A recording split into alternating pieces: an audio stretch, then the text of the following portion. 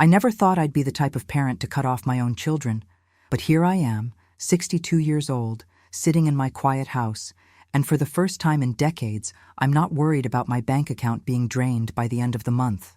My name is Margaret, and this is the story of how my 3 adult children treated me like their personal ATM until I finally decided to close their accounts for good. It started innocently enough, like these things always do.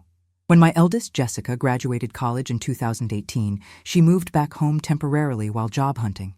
She was 22, bright, ambitious, and I was so proud of her business degree. "Just until I get on my feet, Mom," she promised, her big brown eyes so sincere. "Maybe 6 months, tops." I believed her. What mother wouldn't want to help her child transition into adulthood? But 6 months turned into a year, then 2 years. Then somehow we were deep into the pandemic, and Jessica was still in her childhood bedroom, now 26 years old, working part-time at a local coffee shop and spending most of her days on social media. The temporary arrangement had become permanent, and I was too afraid to rock the boat. My husband Robert had passed away from a heart attack just 3 years earlier, and having Jessica home made the house feel less empty, even if she barely acknowledged my existence unless she needed something.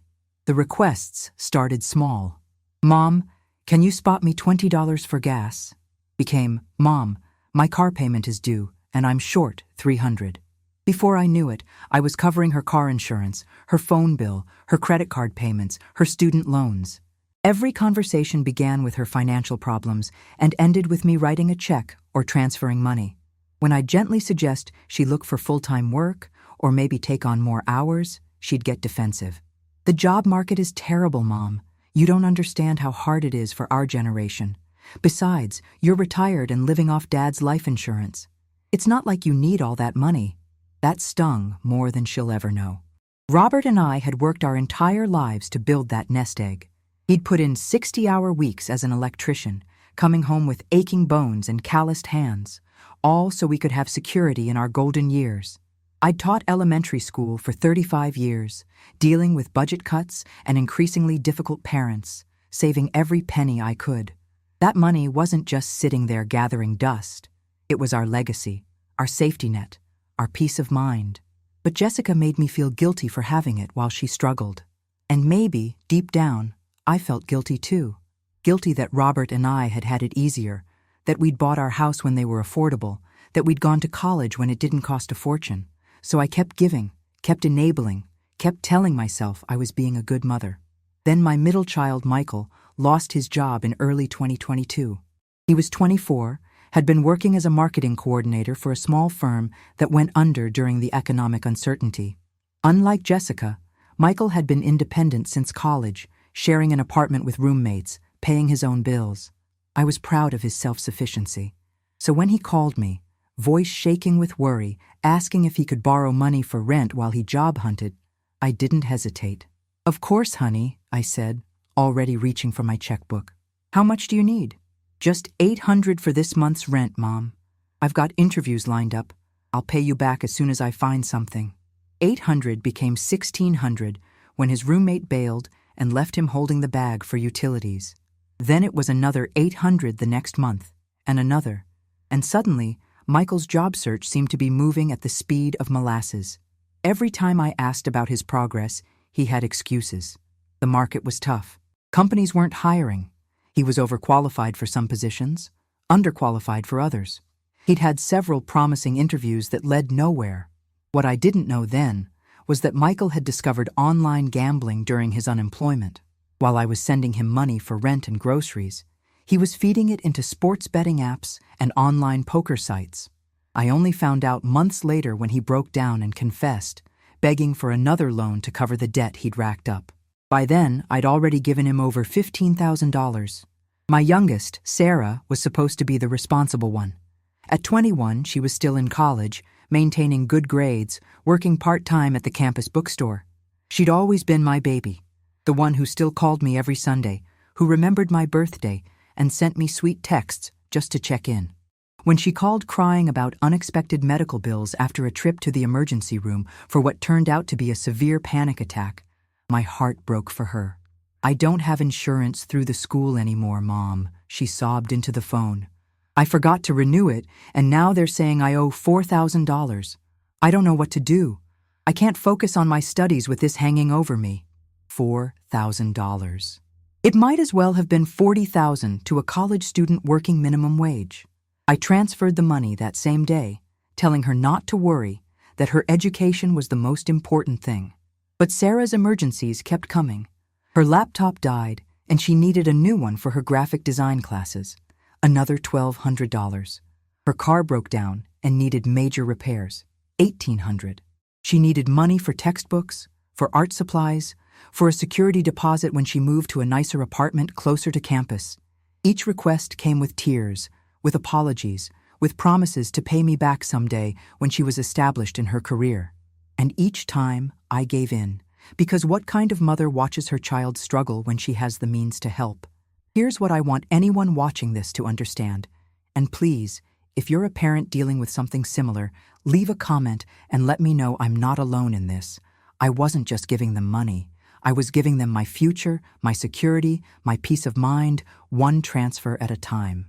Every month, I'd look at my bank statements and feel a sick pit in my stomach as I watched my savings dwindle.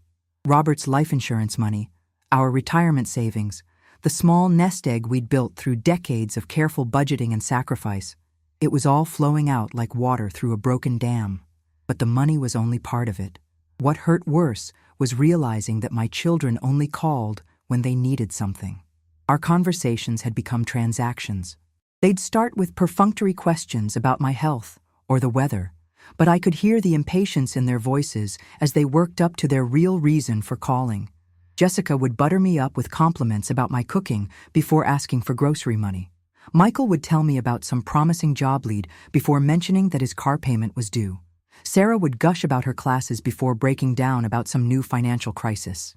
I started to dread seeing their names on my caller ID. The sound of my phone ringing would make my heart race with anxiety. What would it be this time? How much would they need? How could I possibly say no when they painted such desperate pictures of their situations?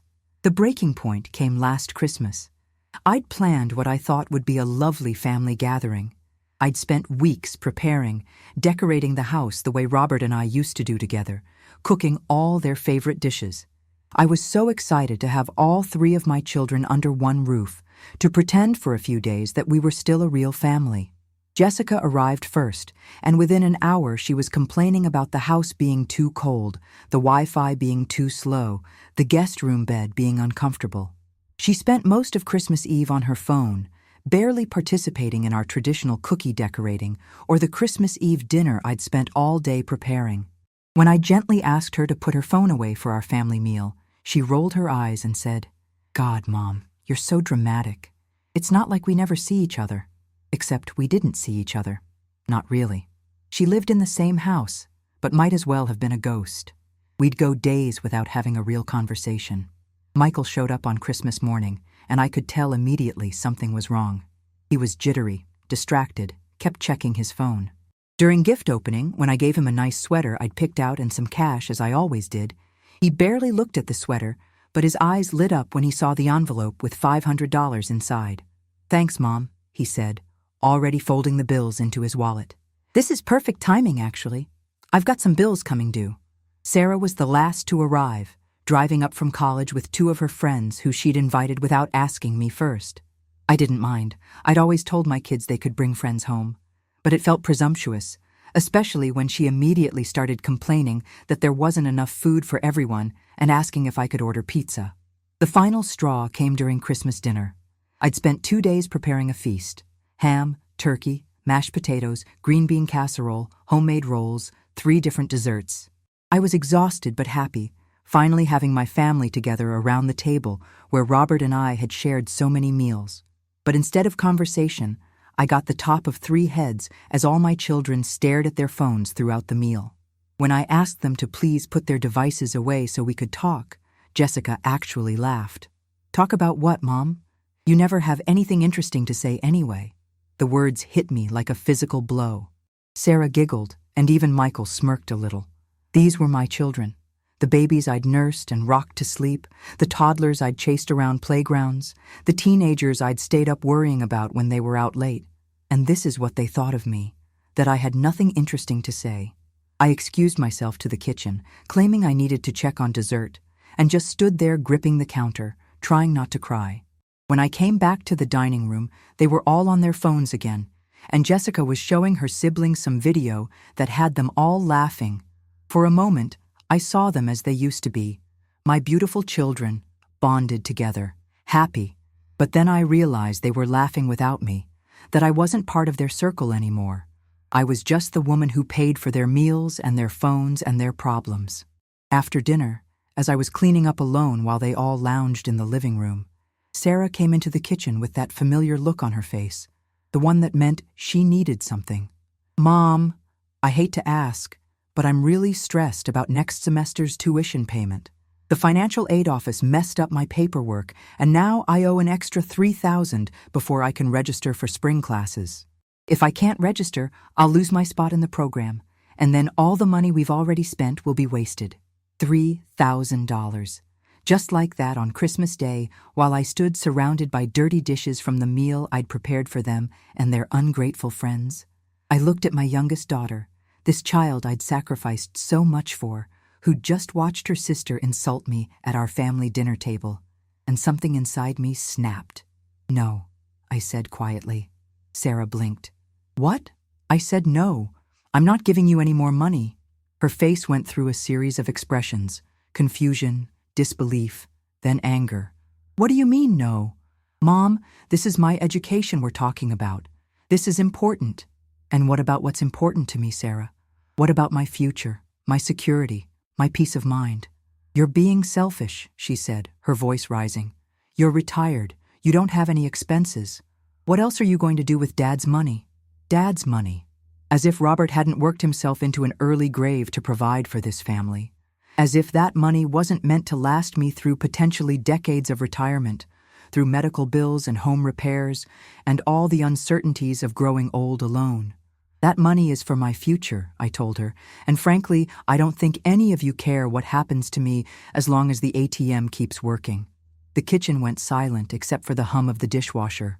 Then Sarah's eyes filled with tears, the same manipulation tactic she'd been using since she was 5 years old. "I can't believe you're being like this," she said, "especially on Christmas. What kind of mother are you? What kind of mother was I?" I'd been asking myself that question for months. Was I the kind who enabled her children's irresponsibility? The kind who sacrificed her own well-being for theirs? The kind who let herself be treated like a bank rather than a human being? Or was I the kind who finally said enough was enough? That night, after my children and Sarah's friends had left, Jessica in a huff because I wouldn't also give her money for her New Year's Eve plans, Michael disappointed that his usual Christmas bonus from Mom wasn't forthcoming, and Sarah still crying. About her tuition. I sat alone in my living room, surrounded by the remnants of Christmas morning. Wrapping paper everywhere, dishes still in the sink, the smell of ham and disappointment hanging in the air. I thought about Robert, about what he would have said if he could see what our children had become. He'd always been the stricter parent, the one who made them work for their allowances, who insisted they get jobs in high school. "We're not doing them any favors by making life too easy," he used to say. "They need to learn to stand on their own 2 feet. I'd argued with him then, wanting to give our children every advantage, every opportunity, every comfort we could afford. But sitting there in the aftermath of that awful Christmas, I realized Robert had been right. By trying to save them from every struggle, every hardship, every moment of discomfort, I'd robbed them of the chance to develop resilience, independence, and character.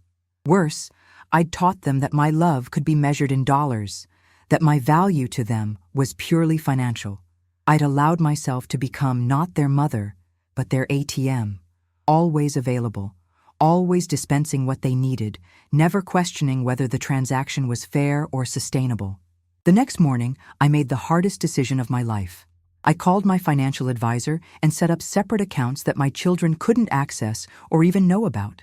I moved the majority of my savings into these protected accounts, leaving only enough in my checking account to cover my own monthly expenses. Then I sat down and wrote 3 letters, one to each of my children. The letters were the hardest things I've ever had to write. I explained that I loved them more than they could ever know, but that I could no longer continue to enable their financial dependence. I told them that I'd been doing them a disservice by making their lives too easy, and that it was time for them to learn to stand on their own. I outlined exactly how much money I'd given each of them over the past few years, figures that shocked even me when I added them all up. Jessica had received over $32,000. Michael, $28,000. Sarah, $19,000. Nearly $80,000 of my retirement savings gone. In the letters, I made it clear that this wasn't about punishment or anger, though I was certainly hurt by how they'd treated me. This was about love, tough love. I told them I believed in their abilities to succeed without my financial crutch, and that I hoped someday they'd understand why I had to make this choice. I also explained that I would no longer be available for emergency loans, rent payments, car repairs, or any other financial assistance. I would still be their mother, still love them unconditionally, still want to be part of their lives, but only if they wanted a relationship with me that wasn't based on money. The responses came quickly and were about what I expected. Jessica was furious, accusing me of abandoning her in her time of need. She pointed out that she'd been taking care of me by living at home, keeping me company after Dad died. The irony wasn't lost on me. She thought charging me for groceries, utilities, car insurance, and spending money while barely speaking to me was taking care of me. Michael was more manipulative, alternating between anger and guilt trips. He reminded me of all the times he'd helped around the house, all the times he'd been there for me. What he conveniently forgot to mention were all the times he'd canceled plans with me when something better came up, all the times he'd ignored my calls for days when he didn't need anything. Sarah's response broke my heart, but also strengthened my resolve. She wrote a long email detailing how disappointed she was in me, how I was ruining her future, how Dad would be ashamed of me for abandoning his children. She threatened to cut me out of her life entirely if I didn't reconsider. For those of you watching who might be going through something similar with your own adult children, I want you to know that those first few weeks were the hardest of my life. The silence was deafening. My phone, which used to ring constantly with requests for money, sat quiet for days at a time. The house felt emptier than it had even in the first months after Robert's death. I questioned myself constantly. Was I being too harsh? Was I damaging my relationships with my children permanently? Was I going to end up alone in my old age because I'd chosen money over family? But then I started to notice other changes. Without the constant stress of managing my children's financial crises, I slept better. Without the anxiety of watching my savings disappear month after month, I felt more secure. Without the depression of being valued only for my bank account, I started to rediscover who I was beyond being my children's ATM. I joined a book club at the local library and made friends with other women my age who had interesting stories and perspectives. Imagine that, me having something interesting to say after all. I started volunteering at a literacy program for adults, using my teaching skills to help people learn to read. I took up gardening again, something I'd loved when Robert was alive, but had neglected in recent years. Slowly, I began to remember what it felt like to live for myself, not just as an extension of my children's needs and wants. About 3 months into what my children were calling my financial embargo, I got a call from Michael. My heart leaped when I saw his name on the caller ID. Maybe he was ready to have a real relationship with me, to talk about something other than money. But when I answered, he launched immediately into a sob story about being evicted from his apartment, about how he'd learned his lesson about gambling and just needed one more chance, one more loan to get back on his feet. "Mom, I know you're mad at me, but I'm going to be homeless," he pleaded. "Is that what you want? Your son living on the streets?" The old me would have caved immediately. The new me took a deep breath and said, "Michael, I love you, but I'm not giving you money. If you're genuinely facing homelessness, there are resources available, shelters, social services, programs to help people in crisis. But I'm not going to be your solution anymore." He hung up on me. That was 6 months ago, and I haven't heard from him since. It hurts every single day, but I've learned to live with that hurt because I know I did the right thing. Through mutual friends, I've heard that Michael did find resources to help him, that he's now in a program for gambling addiction and working at a warehouse. He's living in a halfway house and slowly rebuilding his life. I'm proud of him for taking those steps. even though he won't let me be part of his journey right now. Jessica lasted a little longer. She tried everything: anger, guilt, manipulation, promises to change. When none of that worked, she actually got a full-time job at a marketing firm. She moved out of my house and in with a boyfriend, splitting expenses like a real adult. She still won't speak to me, but I see her posts on social media sometimes, and she looks happier than she has in years. There's something in her eyes that wasn't there before. Confidence, maybe, or self-respect. The pride that comes from earning your own way. Sarah was the surprise. After her initial fury and threats to cut me off, she went quiet for about a month. Then I got a call from her on a Sunday evening, not asking for money, just wanting to talk. She told me she'd figured out the tuition situation by talking to the financial aid office, working out a payment plan, and picking up additional hours at her campus job. It was actually easier than I thought it would be, she admitted. I don't know why I was so panicked about it. We talked for over an hour that night about her classes, her friends, her plans after graduation. It was the first real conversation we'd had in years. No agenda, no requests, just a mother and daughter connecting. She calls me every few weeks now, sometimes asking for advice, but never for money. Our relationship isn't back to where it was before everything went wrong, but it's better in some ways. It's more honest, more equal, more genuine. To those of you watching who are struggling with adult children who seem to view you as an ATM, I want to share what I've learned through this painful but necessary process. First, you're not helping your children by enabling their financial dependence. You're hurting them. You're preventing them from developing the skills, confidence, and resilience they need to succeed in life. Every time you bail them out, you're sending the message that you don't believe they're capable of handling their own problems. Second, you deserve better than to be valued only for what you can provide financially. You are a complete human being with needs, feelings, dreams, and worth that has nothing to do with your bank account. Your children should want a relationship with you because they love you, respect you, and enjoy your company, not because you're their backup plan when life gets tough. Third, it's never too late to change the dynamic. Yes, it's harder when your children are adults, when the patterns are deeply established, when the stakes feel higher. But it's still possible. It requires courage, consistency, and the willingness to endure some short-term pain for long-term gain. It means accepting that your relationships with your children might never be the same. But that doesn't mean they can't be better. If you're thinking about making changes in your own family dynamics, please know that you're not alone.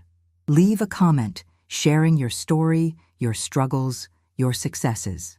Let's support each other through these difficult transitions. And if this video helped you in any way, please consider subscribing to my channel and sharing it with other parents who might need to hear this message. I'm not going to pretend this story has a perfect ending. I may never have close relationships with Jessica and Michael again, and that reality breaks my heart every single day. I miss them terribly, miss the children they used to be, miss the family we once were. Sometimes I wonder if I made the right choice, if I should have just continued enabling them to keep them in my life. But then I remember that Christmas dinner, the casual cruelty in Jessica's voice when she said I never had anything interesting to say. I remember the panic I used to feel every time my phone rang, the way my stomach would drop when I saw their names on my caller ID. I remember the sleepless nights worrying about my dwindling savings, about what would happen to me if I gave away so much that I couldn't take care of myself in my old age. I think about Sarah, who discovered she was stronger and more capable than she'd ever imagined when she was forced to solve her own problems. I think about Michael, who might never have sought help for his gambling addiction if I'd continued to enable it by covering his losses. I even think about Jessica, who finally has the dignity that comes from supporting herself, even if she's too proud or angry to admit it. Most importantly, I think about myself, about the woman I was becoming when I was nothing more than a source of money, and the woman I'm becoming now that I've reclaimed my identity, my worth, my future. I'm 62 years old, and for the first time in decades, I'm living for myself. I'm making friends, pursuing interests, building a life that brings me joy instead of just stress and worry. Is it lonely sometimes? Absolutely. Do I wish things could have been different? Every single day. But do I regret closing their accounts, cutting off the financial spigot that was draining my future and enabling their dysfunction? Not for a minute. Because here's what I want every parent watching this to understand. Love isn't measured in dollars. Real love sometimes means saying no, setting boundaries, allowing your children to struggle and fail and figure things out for themselves. Real love means believing in their ability to succeed without your constant financial intervention. Real love means protecting yourself so that you can be there for them in meaningful ways for years to come, not just as a temporary ATM that eventually runs dry. My children treated me like an ATM, so I closed their accounts for good.